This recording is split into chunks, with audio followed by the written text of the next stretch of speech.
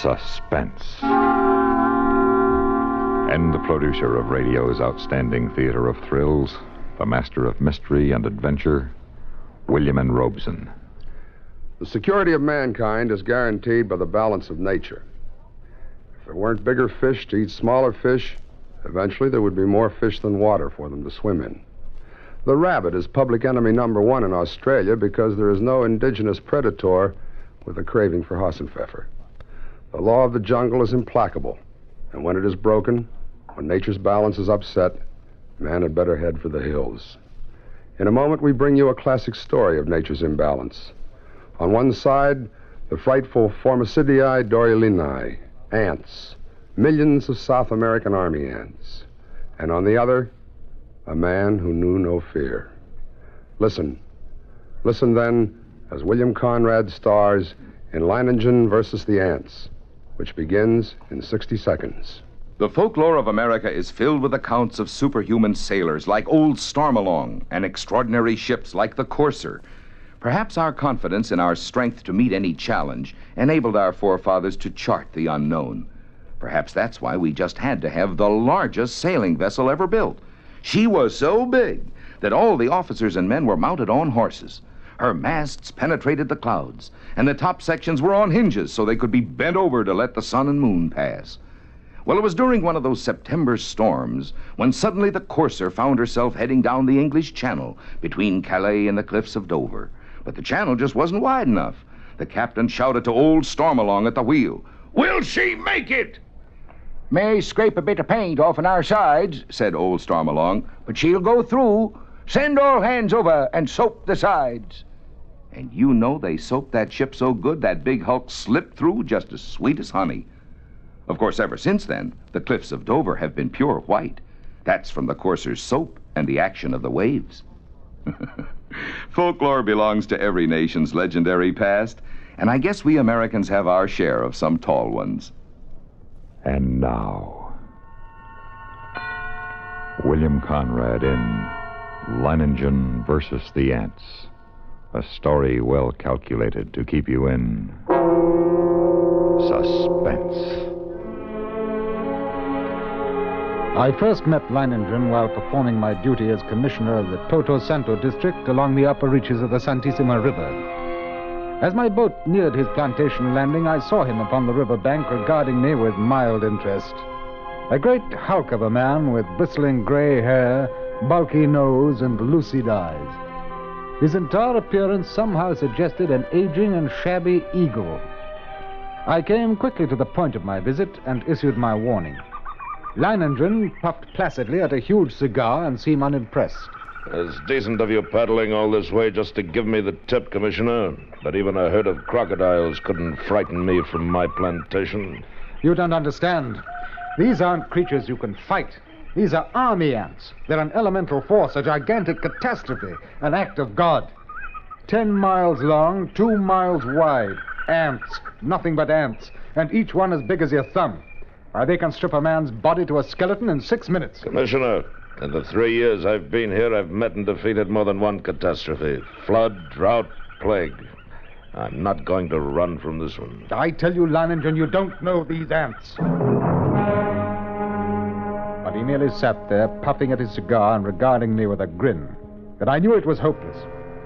As I boarded my launch and cast off, I felt a sudden resentment toward this obstinate madman. And yet with it was something else. I'd never met a man like this before. I stood on the bank Couldn't of the help river wondering watching what the commissioner's combination of launch talents until may it have- rounded a bend and was lost to sight. There was a strange look in his eyes as he stared back at me. Clearly, he thought me insane. Well, he would have not been the first to think so. But I knew my own powers. I was sure of myself. I had seen men defeated many times, and always for the same reason. That only strengthened the central argument of my life. That intelligence, directed aright, always makes man the master of his fate.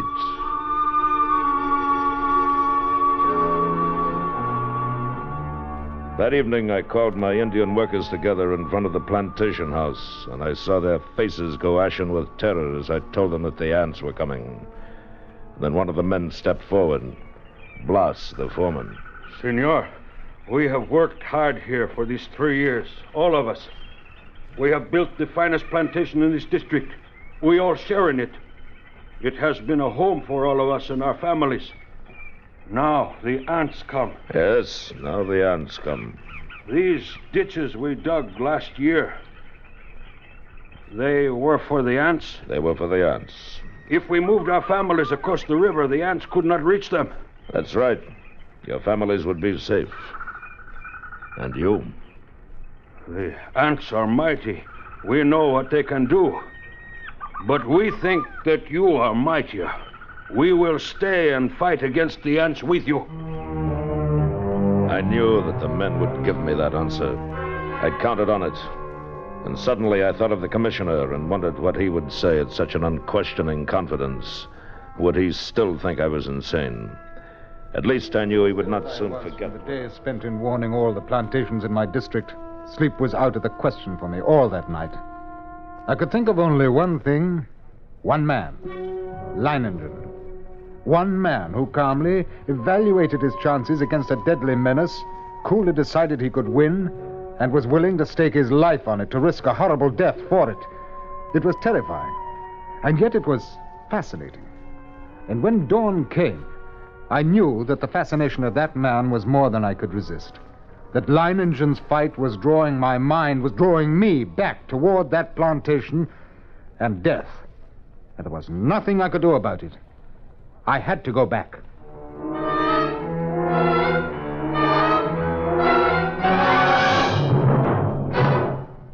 The second act of Suspense continues in 1 minute.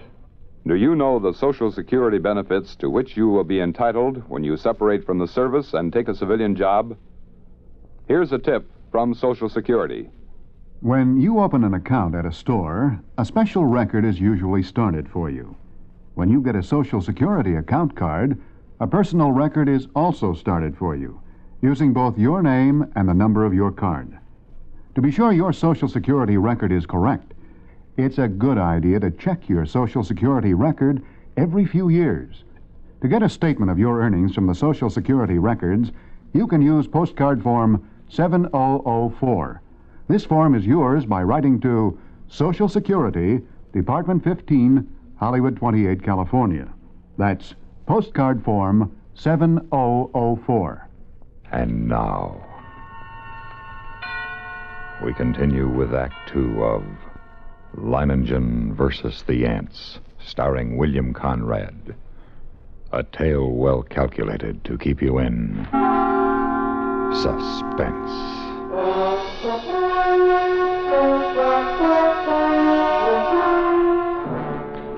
It was 10 o'clock in the morning when I rounded the bend below Leiningen's plantation. I put in at the dock and tied up the launch. And then I saw him standing on the bank above me, arms folded, stubby cigar in his mouth, and a sardonic grin on his face. Back for another warning, Commissioner? No? Back to stay a while, huh? Yes? Yeah.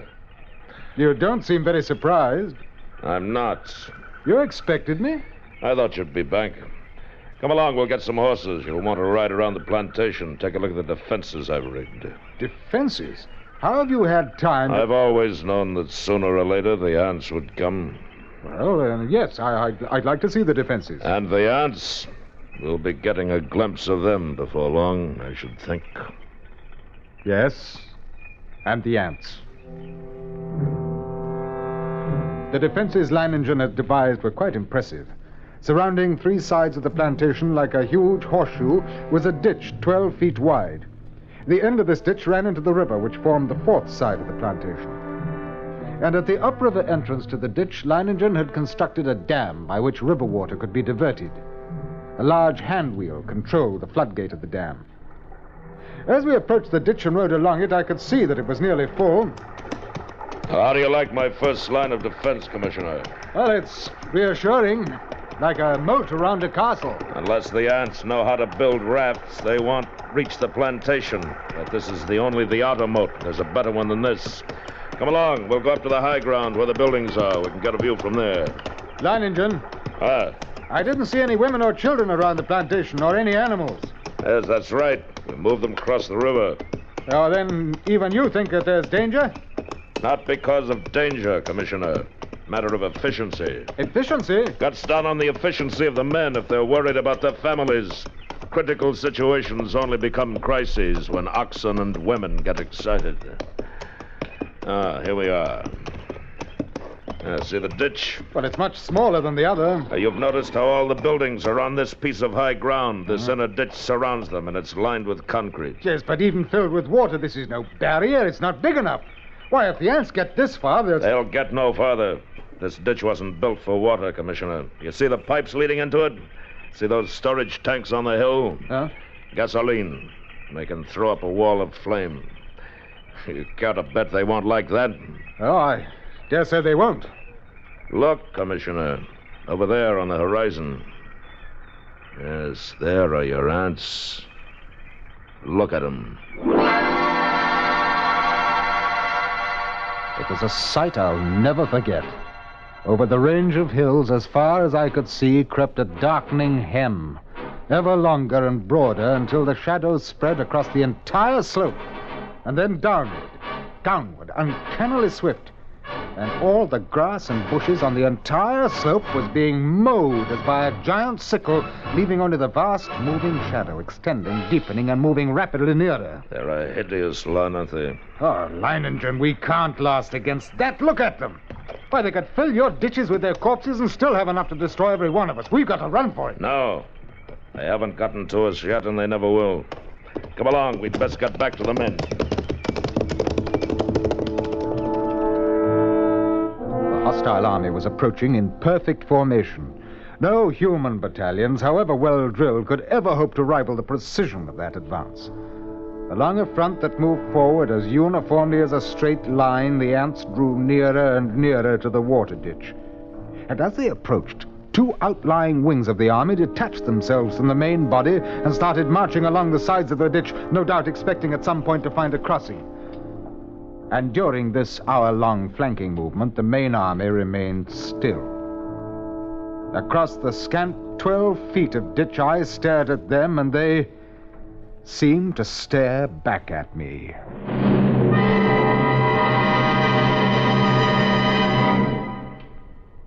Act 3 of Suspense follows in 1 minute. This is Johnny Baker with Communism on the Spot. The communists often talk about the will of the people, but unfortunately their actions don't match their words. For example, in January 1918, the Bolsheviks broke up by force of arms the Constituent Assembly, the first and only parliament in Russian history freely elected by universal suffrage. The Bolsheviks dispersed this democratic body by military force because they feared the will of the people, which had given them only 25% of the vote, and their leading political opponent twice that number.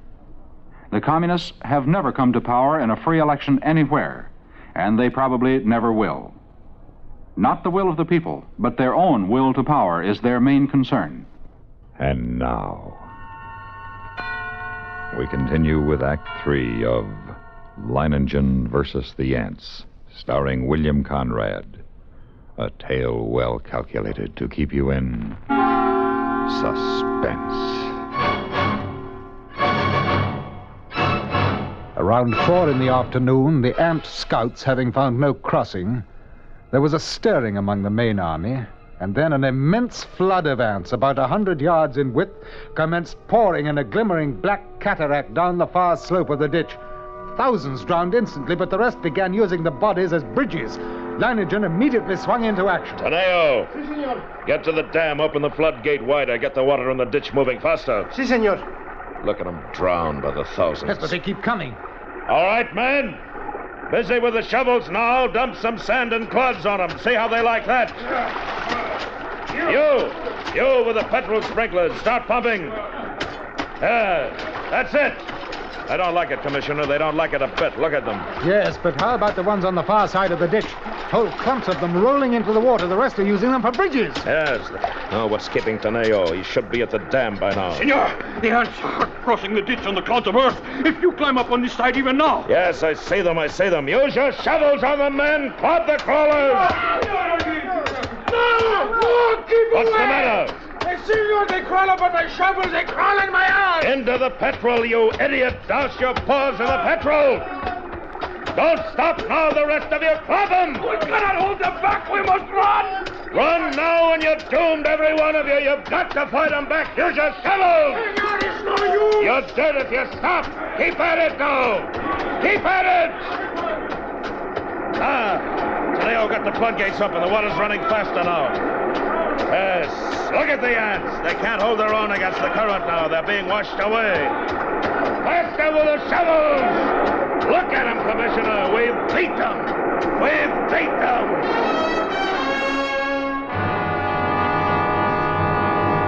It was true.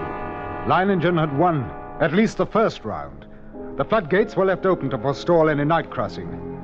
I allowed myself to hope that the ants would go on, would pass us by. But when the dawn came, the dark blanket was still there, motionless across the ditch. And then we noticed a feverish activity on the other side of the plantation. Here, a grove of tamarind trees lined the far end of the ditch, and every tree swarmed with the crawling insects. But instead of eating the leaves, they were merely gnawing through the stems so that a thick green shower fell steadily to the ground. Well, it looks as if it's feeding time for our friends, huh?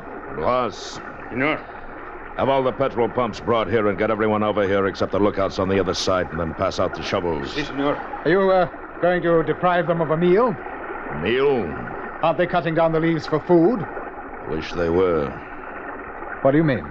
I said if they wanted to get across, they'd have to have rafts. And that's just what they've got. Those leaves are their rafts. Even as he spoke, the leaves went tumbling down the far bank by the thousands. The current drew them away from the bank, and each leaf carried several ants. Don't worry. As long as you keep spraying them and shoveling dirt on their rafts, they can't land But, now. senor, there will be too many. It's true, look. More leaves in the ditch all the time. Why, they'll have a solid carpet to walk across in a minute. Not so fast, Commissioner. I've still got a trick up my sleeve for them. The water. The ditch is drying up. Yes, of course it's drying up. That's the plan. Those are the orders I sent to the dam. Are you mad? As soon as it's empty, what's to prevent the ants? Look, the water's way down. It's almost dry. They'll be able to come across the bottom. They'll not make it if the man at the dam carries out his orders. He should have opened the gates again by now. To flood the ants? Yes, right. What a chance to take if anything should happen. Here comes the water. Now we'll give the crawlers in the ditch a good ride out to the river. Yes, there. Look at him go!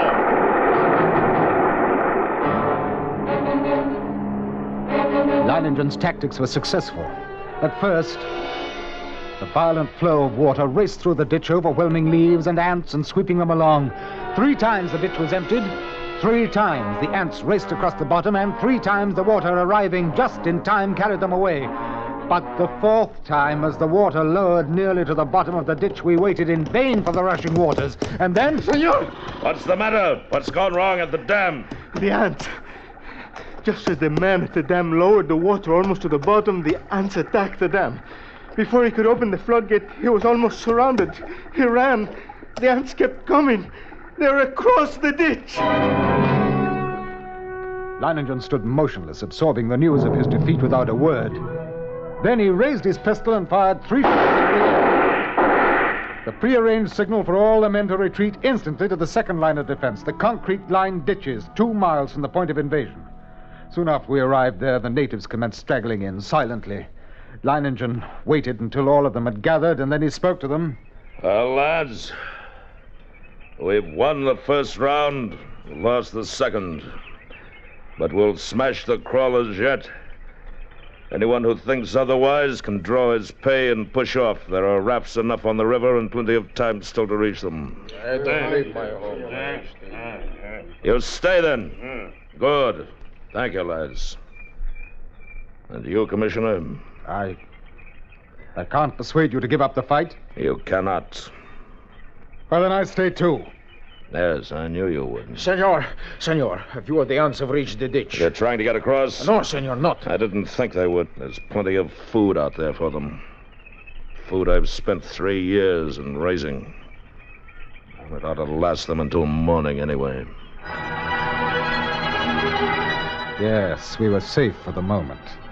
But the next morning, the black swarm was solid around us. and their shock troops were hard at work. They were dropping shreds of bark and twigs and leaves into the petrol-filled ditches, forming a floating bridge across the surface of the liquid.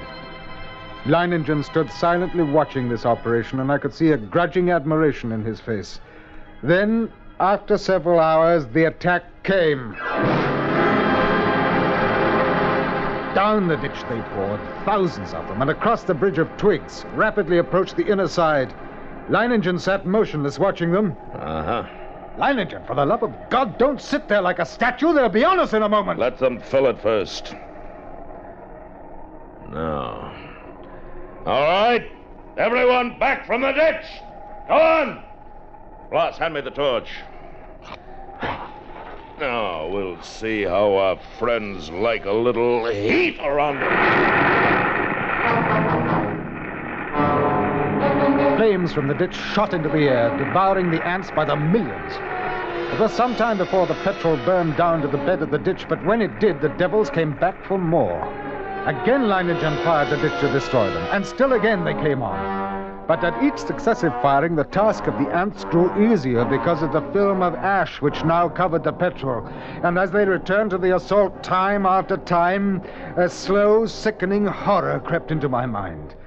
I looked quickly at Leiningen and then at the gasoline tanks. He read my gaze and nodded slowly. That's right, Commissioner.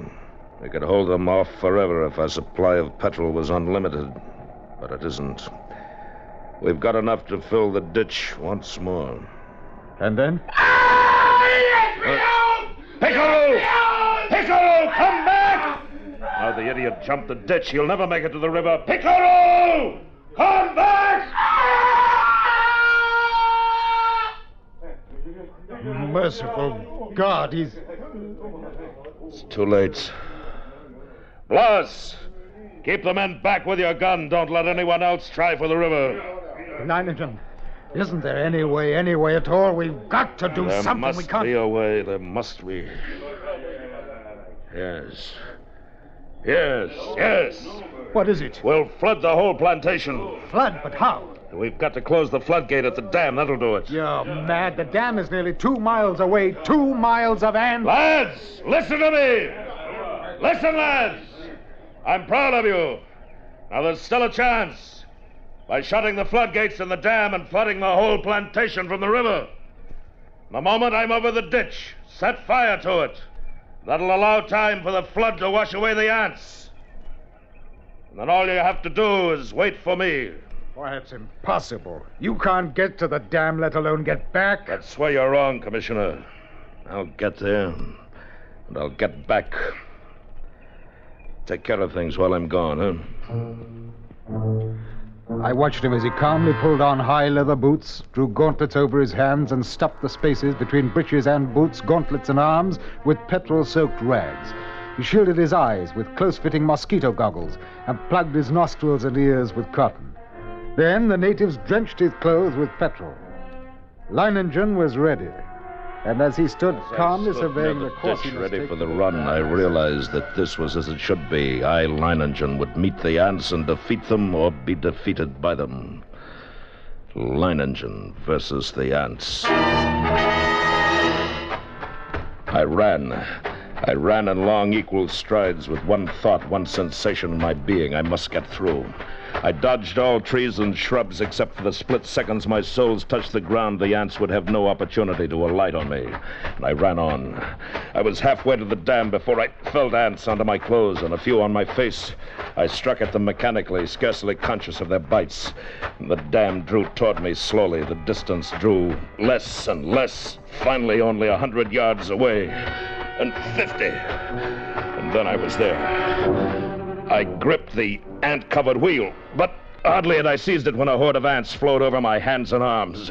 I strained, and slowly the wheel turned, and turned more. The floodgate was swinging slowly shut, and then it was shut, and the water was rising behind the breakwater, closer to the top, and closer. And then it was spilling over. The flooding of the plantation had begun, and I let go of the wheel. For the first time, I realized that I was coated from head to foot with the fiends. Tongues of fire stabbed at me, bit through my flesh, and I almost fainted with the pain as I ran, knocking ants from my body, brushing them from my bloody face. And then One bit me just below the rim of my goggles, and I managed to tear it away. But the agony of the bite and its venom drilled into the eye nerves, and I saw now through circles of fire into a milky mist. I was almost blinded, but I knew that if I tripped and fell... I ran on, my heart pounding as if it would burst, blood roaring in my ears, a giant's fist battering my lungs. Then I could see dimly that wall of flame at the ditch, but it was too far away. I could not last half that distance, and I stumbled. Then I fell, and I felt myself being swarmed over, devoured, and I tried to rise, a great weight, and then I remembered 6 minutes and nothing but bones. I couldn't let that happen to me. I couldn't die like that. To my feet. Drag myself forward toward the flame, the ditch, the ring of flame. Closer now. Only a little farther. 10 steps.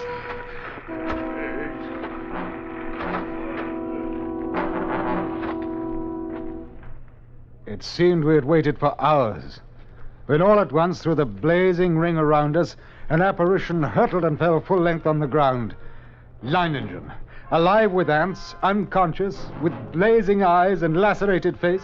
We rushed to him, stripped off his clothes, and tore at the ants that covered him. His body seemed almost one open wound. In one place I could see a white bone.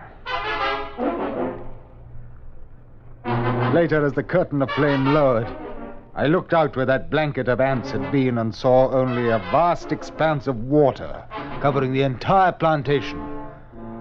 The ants were gone, drowned, and Leiningen had won.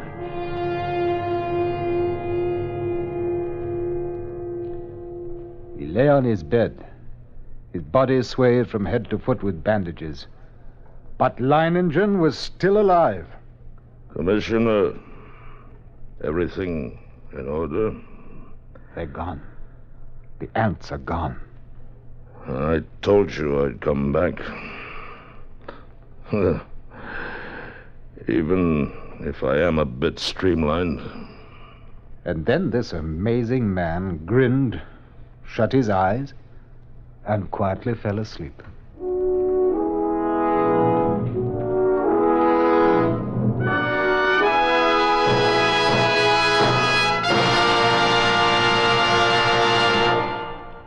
Suspense,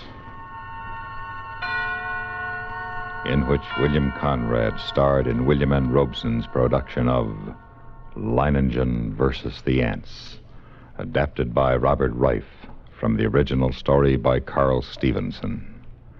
Listen again next week when we return with Man from Tomorrow, starring Frank Lovejoy. Another tale well calculated to keep you in suspense. Supporting Mr. Conrad in Leiningen versus the Ants were Ben Wright, Lou Merrill, Donald Buca, and Don Diamond. Suspense.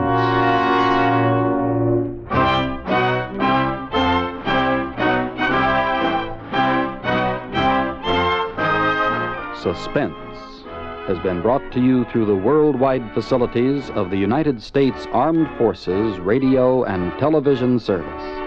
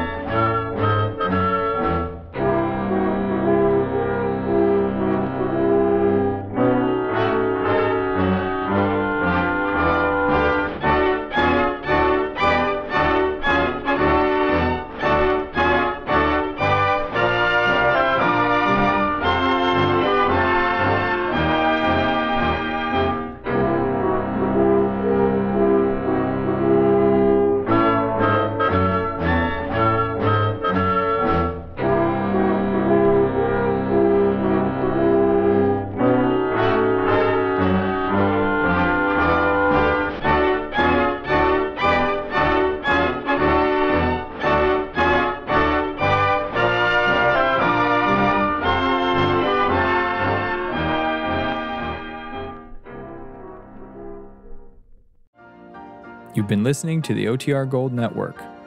Find more classic radio at otrgold.com.